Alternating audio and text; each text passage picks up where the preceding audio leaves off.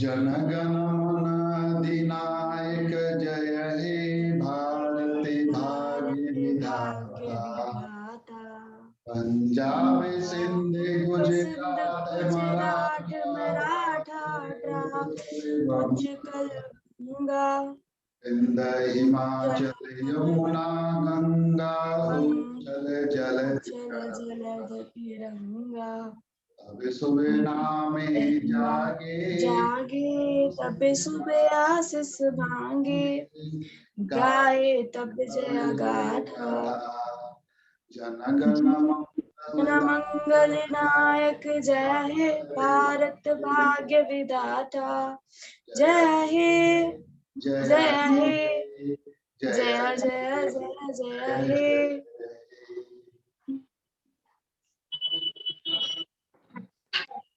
वंदे मातरम सत्यमेव जयते।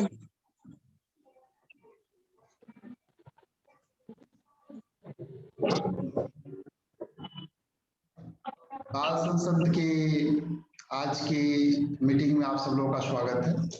आज का बाल संसद का जो विषय वस्तु है वो हमारे मौलिक अधिकार के बारे में है कि मौलिक अधिकार क्या है, मौलिक अधिकार की हमें क्यों जरूरत है, मौलिक अधिकार की विशेषता है और मौलिक अधिकार और समान अधिकारों में क्या अंतर है।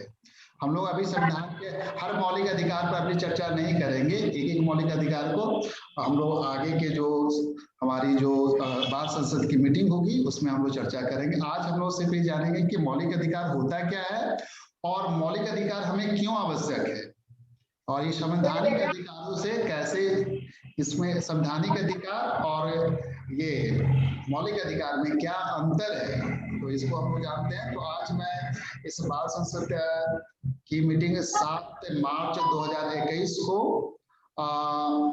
आभा को मैं एज ए चेयरपर्सन इलेक्शन के लिए मैं रिकमेंड करता हूं। आप लोग अपना सहमति दें उसमें बाय हैंड, सॉफ्ट हैंड। हाँ,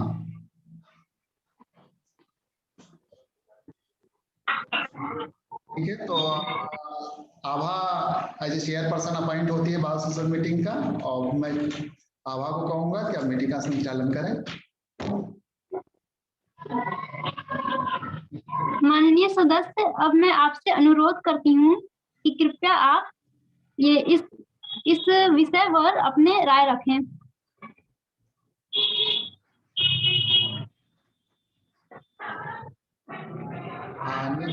निकुंज,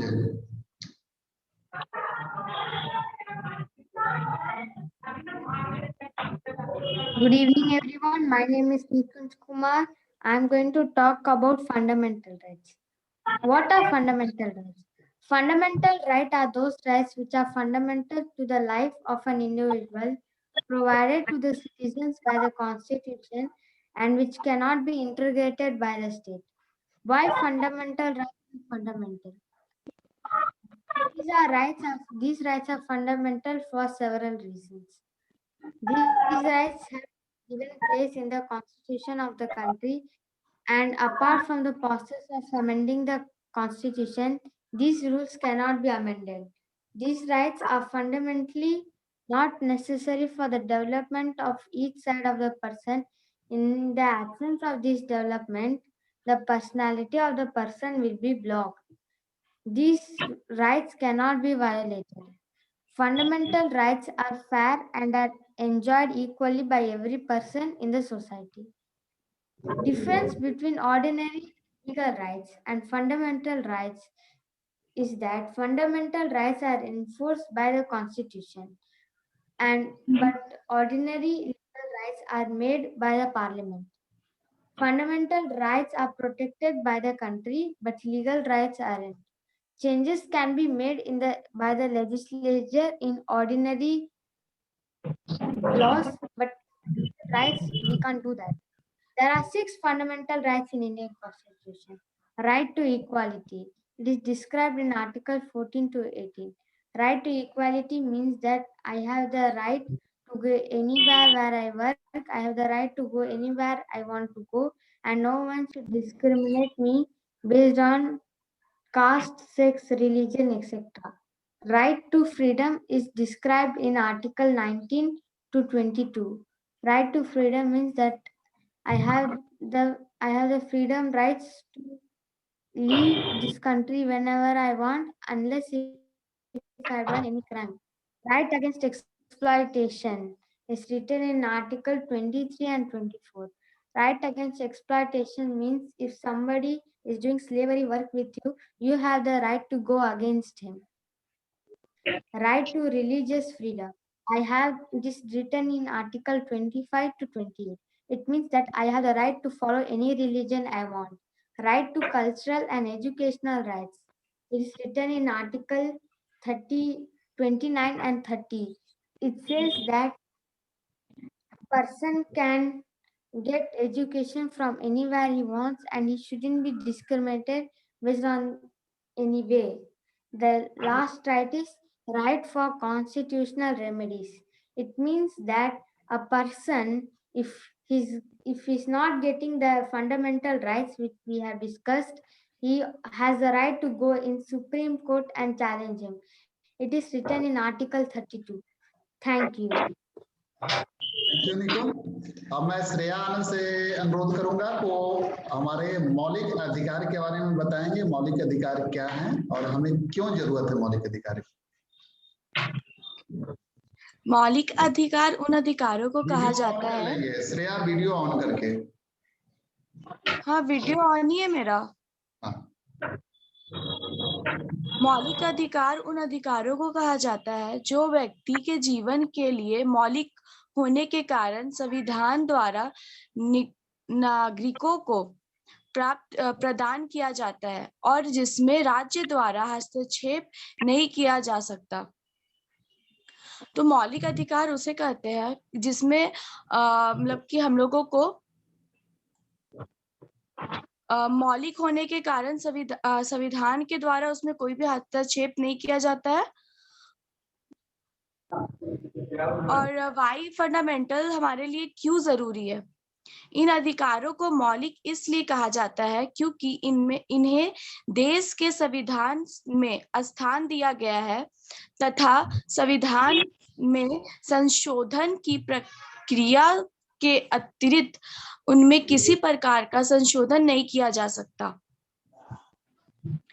दूसरा, ये अधिकार व्यक्ति के प्रत्येक पक्ष के विकास हेतु मूल्य रूप में आवश्यक है। इसके अभाव में व्यक्ति के व्यक्तित्व का विकास अनुरुद्ध हो जाएगा। और फंडामेंटल राइट्स जो होते हैं वो 6 होते हैं। पहला होता है इक्वल टू इक्वालिटी, दूसरा होते हैं right to freedom, right against exploration, right to religious freedom, culture and education related rights, and last होते हैं right to educational remedies. Thank you. अब मैं आवाज से अनुरोध करूंगा कि आप फंडामेंटल राइट के बारे में बताएंगे। माननीय सदस्यगण, अब मैं अपना विचार प्रस्तुत करने जा रही हूँ। फंडामेंटल राइट्स मतलब हमारे मौलिक अधिकार। यह जो मौलिक अधिकार हमारे होते हैं यह बेसिक राइट्स होते हैं जो हम भारतीयों को मिलते हैं और यह 6 प्रकार के होते हैं। जैसे कि पहला है राइट टू इक्वालिटी, दूसरा है राइट टू फ्रीडम, तीसरा है राइट अगेंस्ट एक्सप्लॉयटेशन, चौथा है cultural right to freedom of religion, चौथा है राइट अगेंस्ट एक्सप्लॉयटेशन, पांचवा है कल्चरल एंड एजुकेशनल राइट, छठवां है राइट टू कॉन्स्टिट्यूशनल रेमेडीज। यह हमारे संविधान के भाग 3 में रखे गए हैं। मुख्यतः इसे आर्टिकल 12 से 35 तक रखा गया है, लेकिन जब हम बात करते हैं कि हमारे राइट्स कहाँ से शुरू होते हैं तो वो है ये आर्टिकल 14 से लेकर के 35 तक। आर्टिकल 14 में राइट टू इक्वालिटी है, जिसमें यह कहा गया है कि सभी लोग ये इक्वालिटी बिफोर लॉ की बात जिसमें कही गई है यानी लॉ की नजर में सभी कोई इक्वल हैं। और इसमें यह है कि ये हमारे जो भी अधिकार हैं, हमें यह एक कंडीशन पे ये मतलब हमसे छीने जा सकते हैं, इमरजेंसी के टाइम पे। दैट मीन्स कि जब ये इमरजेंसी लगती है तो हमारे सारे राइट्स जो होते हैं वो छीने जा सकते हैं, लेकिन एक्सेप्ट वन राइट, वो है right to freedom. Right to freedom को कभी नहीं छीना जा सकता है। आर्टिकल 21 के तहत यह आता है, जिससे कभी नहीं छीना जा सकता है। फिर इसके बाद यह विषय उठता है कि हमें हमारे राइट्स क्यों जरूरी हैं। तो इसका कारण यह है कि जैसे कि हम जानते हैं कि हम जब ब्रिटिशर्स हमारे यहाँ आए तो उन्होंने हमें अपना गुलाम बना लिया। तो यहीं पे हमारे अपने राइट्स की जरूरत महसूस हुई, ताकि हमें कोई अपना गुलाम नहीं बना पाए, ताकि हम फ्रीली अपने लाइफ को एंजॉय कर पाए। इसीलिए हमारे राइट्स हमारे लिए इम्पोर्टेंट है। और दूसरा कारण यह इसलिए हमारे लिए इम्पोर्टेंट है ताकि हम अपना डेवलपमेंट कर सकें, अपना डेवलपमेंट पूरे तरीके से कर सकें। इसीलिए धन्यवाद। धन्यवाद आभा। तो आप लोगों ने बताया कि फंडामेंटल राइट्स क्या होता है। तो मैं अब पूछना चाहूंगा, कुछ प्रश्न पूछना चाहूंगा आप लोग से कि इसको फंडामेंटल क्यों कहते हैं? हमारे जो मौलिक अधिकार को मौलिक क्यों कहते हैं? प्रश्न मैं पास करूंगा निकुंज से। मौलिक क्यों कहते हैं इसको? इन अधिकारों को मौलिक क्यों कहते हैं? सर इसको हम लोग मौलिक इसलिए बोलते हैं क्योंकि ये हर इंसान के लिए है, और अगर आप कैसे भी इंसान हो, बुरे या अच्छे, ये राइट्स आपको मिलेंगे ही मिलेंगे। और इसमें आप इसको अमेंड नहीं कर सकते, इसलिए इसको मौलिक अधिकार या फंडामेंटल राइट्स कहते हैं। आभा, मौलिक अधिकार को मौलिक क्यों कहते हैं? इसे मौलिक कहते हैं क्योंकि यह किसी के द्वारा छीने नहीं जा सकते, और ये कहीं ना कहीं इसका यह भी वर्णन मिलता है कि यह हमारे नेचुरल राइट्स मतलब नेचुरल राइट्स से हमारे जुड़े होते हैं, ये नेचर द्वारा मिले होते हैं हमें, इसीलिए इसे छीना नहीं जा सकता है। और ये इसमें, और दूसरा बात यह है कि इसमें एक ये लॉ के द्वारा इसमें ये सिक्योरिटी होती है, इसे कोई नहीं छीन सकता है। ये हमारे कॉन्स्टिट्यूशन ने इसे मान्यता दी है। श्रेया, आपने बोला कि इसे संविधान द्वारा क्या हस्तक्षेप नहीं किया जा सकता। संविधान और राज्य में अंतर है। राज्य द्वारा हस्तक्षेप नहीं किया जा सकता, संविधान में परिवर्तन करके इसमें संशोधन किया जा सकता है।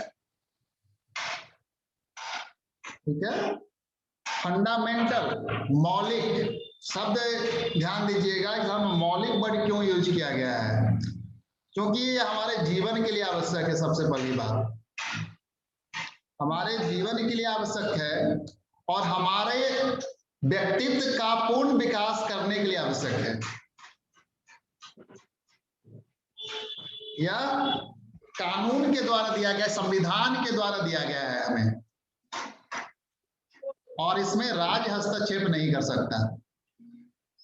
सबसे पहले कि मौलिक क्यों है, क्योंकि हमारे जीवन के लिए अति आवश्यक है। हमारे जीवन के लिए ऐसा क्या है कि हमें आवश्यक है, क्या होना चाहिए, हम कैसे जी कैसे सकते हैं? कभी सोचा आपने? मौलिक हमारे व्यक्तित्व का पूर्ण विकास करता है। हमारा व्यक्तित्व क्या है, कभी ये चीज को ध्यान दिया आपने? मैं निकुंज से पूछना चाहूंगा कि व्यक्तित्व का विकास के लिए आवश्यक है, तो हमारा व्यक्तित्व क्या होता है?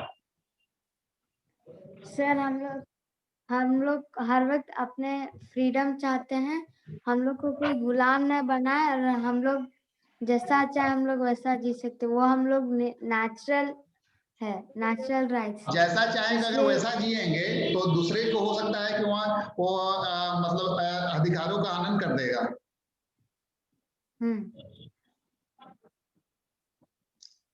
व्यक्तित्व का हमारा विकास का मतलब क्या होता है? व्यक्तित्व हमारा क्या होता है? आभा, हमारा व्यक्तित्व वो होता है जैसे कि यह समाज द्वारा निर्मित होता है। हम कैसे किसी चीज को समझ सकते हैं, कैसे किसी चीज से डील कर सकते हैं, इससे जुड़ा हुआ होता है। व्यक्तित्व देखो, हम कहीं न कहीं हमारा किसी भौगोलिक वातावरण या जो इन्वायरमेंटल जहाँ कहीं से हम बिलोंग करते हैं, वहां पे एक कल्चरल माहौल है, इन्वायरमेंट होता है, ठीक है। हमारी हेरिडिटी है, हम कहीं से बिलोंग करते हैं, मतलब एक राष्ट्र से, एक क्षेत्र से बिलोंग करते हैं, वहाँ का कल्चर है, वहाँ का खान पान है, वहाँ की प्रवृत्तियां हैं, वहाँ का सोच है, ठीक है। इन सारी चीजों के बीच में हम अपने को डेवलप करना हमारा व्यक्तित्व है। व्यक्तित्व कोई एक चीज नहीं है, हमारी प्रवृत्तियां। एक अगर इंडियन जो है अगर यहाँ पैदा हुआ है तो यहाँ के कल्चर के अनुसार वो सोचता है, उसका सोच जो है उस तरह का होता है। देखते होंगे कभी हम, हमारी सोच जो होती है फिलोसफिकल होती है इंडियंस की, अध्यात्म से जुड़े हैं तो आध्यात्मिक सोच होती है उनकी, सब लोगों के कल्याण के लिए सोच होती है, लोग कल्याणकारी चीजों के बारे में सोचते हैं। तो ये सब हमारे व्यक्तित्व का पहलू है। तो एक व्यक्ति का व्यक्तित्व है, उस पूरे समुच्चय एक सेट है, वो कैसे सोचता है, किस तरह का रहन सहन है उसका, किस तरह का धर्म व्यवस्था है, किस तरह का कल्चर है, किस तरह का फेथ है उसका, ये सब कुछ का एक समुच्चय है। तो इसका पूर्ण विकास, एक व्यक्ति के व्यक्तित्व का पूर्ण विकास मौलिक अधिकार के द्वारा होता है और ये जीवन के लिए आवश्यक है। जीवन के लिए अगर हमारी आवश्यकता, अगर देखें आपने जैसा कि अभी निकुंज ने बताया मौलिक अधिकार के प्रकार बताएं, तो मौलिक अधिकार में उन्होंने कहा समानता का अधिकार। अगर हम समानता का अधिकार नहीं देंगे तो एक अमीर आदमी को आराम से हॉस्पिटल में दाखिला मिल जाएगा, ठीक है, एक गरीब आदमी डिप्राइव्ड हो जाएगा। स्कूल में दाखिला ले लिए, एक अमीर आदमी दाखिला ले लेगा या फिर जो स्टेटस उसका ऊपर होगा वो तो उसका दाखिला हो जाएगा, एक गरीब को दाखिला नहीं मिल पाएगा। जाति विशेष या कम्युनिटी विशेष को प्रधानता दी जाएगी, दूसरों को नहीं मिल पाएगी। तो अगर समानता का अधिकार अगर हम नहीं देंगे सभी को तो क्या हो जाएगा, हमारे मौलिक अधिकार, हमारे व्यक्तित्व का पूर्ण विकास नहीं हो पाएगा। धर्म के मामले में उसी तरह, धर्म में हम एक विशेष धर्म के अनुसार हमारा संस्कार हुआ है, और कोई कहता है कि धर्म को हटा दिया जाए, कि तुम इस धर्म को एक्सेप्ट करो, ये राज द्वारा थोप दिया जाता है तुम पे, ठीक है। तो हमारा पूर्ण व्यक्तित्व का विकास नहीं हो सकता। एक बच्चा जन्म लेता है, अगर मान लो हिंदू जन्म लिया या मुस्लिम जन्म लिया या क्रिश्चियनिटी में जन्म लिया हुआ, उसका उस संस्कार से वो डेवलप होता है, उसके संस्कार उसके अनुसार डेवलप होते हैं। तो अगर उसमें हस्तक्षेप करेंगे तो हमारा क्या होगा, व्यक्तित्व का डेवलपमेंट हमारा रुक जाएगा। उसी तरह शिक्षा हो गया, मेडिकल हो गया, हमें व्यापार करने की छूट चाहिए। हम इंडिया में कहीं भी व्यापार, ट्रेडिशन, प्रोफेशन, बिजनेस कुछ भी कर सकते हैं, एम्प्लॉयमेंट कर सकते हैं, कि निकुंज को चेन्नई मतलब तमिलनाडु से उठाकर झारखंड में कहेंगे तो व्यापार नहीं कर सकते। तो इसका व्यक्तित्व का विकास होगा, इसका बहुत मन है, तहे दिल से इसका मन है कि मैं जाके दिल्ली में जॉब करूंगा, लेकिन ये नहीं कर पा रहा है, तो इसका व्यक्तित्व का विकास होगा। हमने अगर इस पर रिस्ट्रिक्शन डाल दिया, इसको रोक दिया, तो इसके व्यक्तित्व का विकास रुक जाएगा। तो इसलिए मौलिक अधिकार जरूरत है हमारी, हमें जीने के लिए जो मूलभूत अधिकार है। कैसे हम सांस ले रहे हैं, अगर अंग्रेजों के समय कहिए तो हमारे बहुत से मौलिक अधिकार नहीं थे, ठीक है, हमें घुटन होती थी, हम अच्छे स्कूल में एडमिशन, एम्प्लॉयमेंट में जाना, इस तरह के बहुत सी चीजें थी जहां पर हमें रिस्ट्रिक्टेड थे हम। तो ये संभव हो पाया, कहां से मौलिक अधिकार का प्रेरणा हमें कहां से मिला?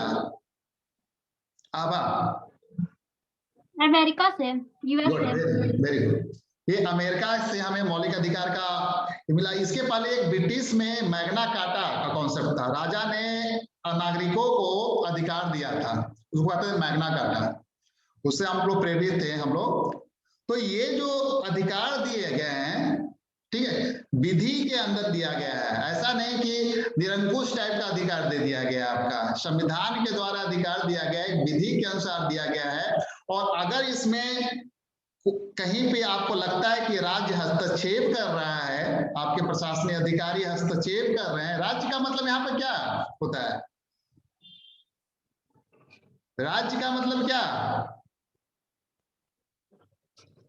तो सब आप जब मौलिक अधिकार का हम लोग आएंगे अगले क्लास से, अगले चर्चा पे, तो उसमें बताया मौलिक अधिकार के ही जो आर्टिकल 12 है उसमें राज्य के बारे में बताया गया कि राज्य का मतलब होता क्या है। केंद्र सरकार, राज्य सरकार, जिला में जो आपके प्रशासनिक अधिकारी सब लोग राज्य के अंदर आ जाएंगे, म्युनिसिपैलिटी वगैरह सब राज्य के अंदर आ जाएंगे, जितने भी गवर्नमेंट एजेंसी सब राज्य के अंदर आ जाएंगे, न्यायपालिका। तो ये सब देखेंगे हम लोग राज्य के अंदर आता क्या क्या है, ठीक है। तो इन राज्यों के द्वारा हमारे अधिकार को हस्तक्षेप नहीं किया जाएगा। तो एक तरह से मौलिक अधिकार इन पर पाबंदी भी लगाती है। एक तो हमारे व्यक्तित्व का डेवलपमेंट भी करती है और दूसरी तरफ कुछ पाबंदियां भी लगाती है कि भाई ये पाबंदी है, राज्य ऐसा नहीं कर सकता। इवन इमरजेंसी के टाइम में, ठीक है, आपके धर्म क्या या इस तरह के जो बहुत से अधिकार हैं उसका हनन नहीं होता। ऐसा नहीं कि आप रिलीजियस प्रैक्टिसेस हैं उसको रोक सकते हैं, रोक देंगे इवन आपातकाल के समय। तो हम लोग अभी जानेंगे, अगली चर्चा जब होंगे तो मौलिक अधिकार में हम लोग जानेंगे कि कौन से अधिकार हैं जो हमेशा हमें प्राप्त होंगे। भाई जन्म, अच्छा ये मौलिक अधिकार क्या भारत में जन्मे सारे लोगों के लिए है? निकुंज,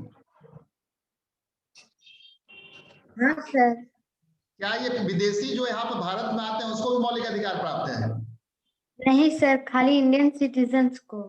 नहीं, आप जब मौलिक अधिकार का आर्टिकल देखेंगे तो बहुत से अधिकार हैं, ठीक है, जो अगर फॉरेनर हैं, अगर यहाँ रहते हैं या आते हैं तो उनको भी कुछ अधिकार इसमें हैं, ठीक है। तो एक तो कि सारे अधिकार नागरिकों को दिए गए हैं, इसके साथ ही बहुत से अधिकार हैं। इसका मतलब ये होगा कि फॉरेनर है, कुछ काम से आते हैं, आप उसमें इंटरफेयर कर दो उसके मामले में, ठीक है। तो बहुत से अधिकार भारत इंडिया के लैंड पे फॉरेनर को भी प्राप्त है, तो इनको हम लोग देखेंगे। पहले संपत्ति का अधिकार भी मौलिक अधिकार था, लेकिन बाद में संपत्ति के अधिकार को मौलिक अधिकार से हटाकर कानूनी अधिकार में कर दिया गया। वो अनुच्छेद 300 के आसपास है, उसमें कर दिया गया। संपत्ति रखने का अधिकार है आपको निकुंज, प्रॉपर्टी रखने का, ऑनरशिप प्रॉपर्टी पर आपका अधिकार है सर। वो एक फंडामेंटल राइट नहीं है। हाँ, क्या कौन सा राइट है वो?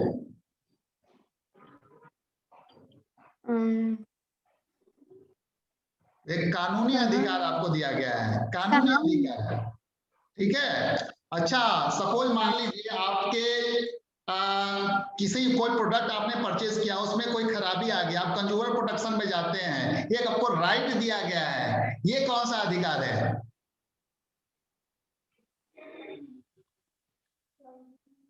Consumer right sir. हाँ, ये अधिकार कौन सा है? मौलिक अधिकार है आपका कि कानूनी अधिकार है?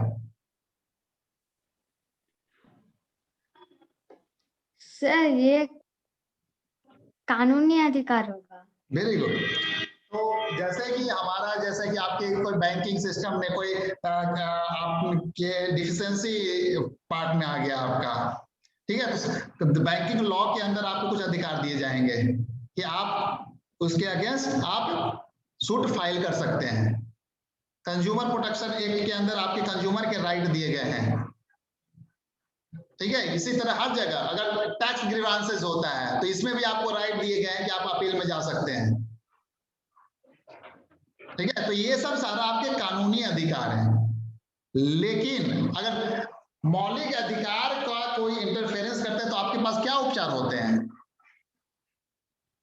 अगर मौलिक अधिकार आपसे छीन लिया जाए, मान लीजिए मैं निकुंज से इसका इंटरफेरेंस अगर राज्य करती है कि निकुंज हिंदू धर्म का प्रैक्टिस नहीं कर सकता, तो इसके लिए कहां जाएंगे निकुंज? आप किसको अप्रोच करेंगे?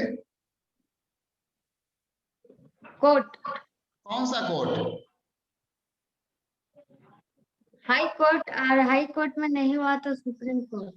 हाँ, तो मौलिक अधिकारों की रक्षा कोर्ट, हाई कोर्ट और सुप्रीम कोर्ट में रीट के माध्यम से किया जाता है, ठीक है। और ये जो अनुच्छेद 32 है उसमें इसका जिक्र किया गया है। हाई कोर्ट में 226 अनुच्छेद का हम लोग देखेंगे, आगे देखेंगे उसके बारे में। तो जो 32 जो संवैधानिक उपचारों का प्रावधान जो किया गया है। तो अगर आपके संविधान मौलिक अधिकारों का उल्लंघन होता है तो आप उपचार के लिए कोर्ट को अप्रोच करेंगे। संविधान में संशोधन कैसे करेंगे? संविधान में अगर मौलिक अधिकार में कुछ चेंज करना है, परिवर्तन करना है तो कैसे होगा?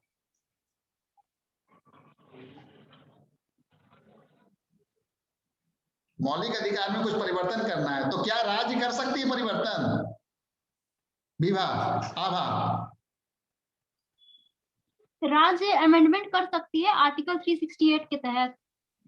ये पार्लियामेंट मतलब पार्लियामेंट संविधान में संशोधन जो प्रक्रिया है उसके बाद संविधान में संशोधन करेगी, ठीक है, उसके तहत मौलिक अधिकारों में चेंजेस करेगी।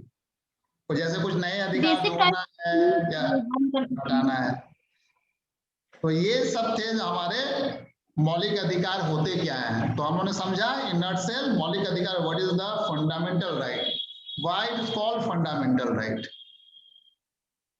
मौलिक अधिकार की विशेषता क्या है? निकुंज सर, ये मौलिक अधिकार हम लोग को कॉन्स्टिट्यूशन खुद देता है सर। Very good. और ये हम लोग के डेवलपमेंट के लिए ही होता है। बहुत अच्छा। और ये सब वायलेट कोई नहीं कर सकता, इसलिए ये मतलब आप इसको मतलब आपकी भलाई के लिए ही, वायलेट मतलब आप इसको तोड़ रहे हैं, you are breaking the law. हाँ, इसका कोई हनन नहीं कर सकता, ब्रेक नहीं कर सकता। गुड। और अधिकार दिए गए हैं उसमें देखेंगे आप जो संविधान का प्रोविजन, तो उसमें रिस्ट्रिक्शन डाले गए हैं। ऐसा नहीं कि आपको निर्बाध रूप से दे दिया गया आप कुछ भी कर सकते हैं। स्वतंत्रता, आपको व्यापार करने का स्वतंत्रता दिया गया तो आप चरस, अफीम, गांजा बेचने लगेंगे, ऐसी स्वतंत्रता नहीं है, सीमित है, रिस्ट्रिक्टेड है, रिस्ट्रिक्शन है, ठीक है। तो ये अधिकार ऐसा नहीं कि आपको निर्बाध रूप से दिया गया, ये अधिकार सब्जेक्ट टू सीमित अधिकार है, ठीक है। और अगर इसमें कोई वायलेशन करता है तो आप इसको कोर्ट के द्वारा मतलब न्यायविध है, न्याय संगत है, ये अधिकार जो है हमारे न्याय संगत है, ठीक है। तो इसके अलावा हमारा जो आपातकाल होते हैं, तो आपातकाल में बहुत से अधिकारों को छोड़कर, ठीक है, हमारे अधिकारों को निलंबित किया जाता है, खत्म नहीं, निलंबित। निलंबित का मतलब क्या होता है? उस समय तक के लिए आपके अधिकार को पोस्टपोन कर दिया जाता है, एक तरह से रोक दिया जाता है कि अभी तक एक्सरसाइज नहीं कर सकते। तो ये सब हमारे मौलिक अधिकार के विशेषता थे, और इसे हम कोर्ट जो है उच्चतम न्यायालय में गारंटी या सुरक्षा प्रदान करती है। और ये क्या ये स्थायी है क्या, कि अगर हमें एक बार मिल गया समानता का अधिकार तो हमेशा के लिए रहेगा?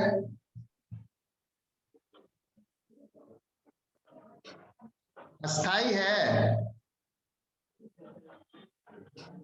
हाय मतलब सर, मतलब ये मौलिक अधिकार अस्थायी अधिकार है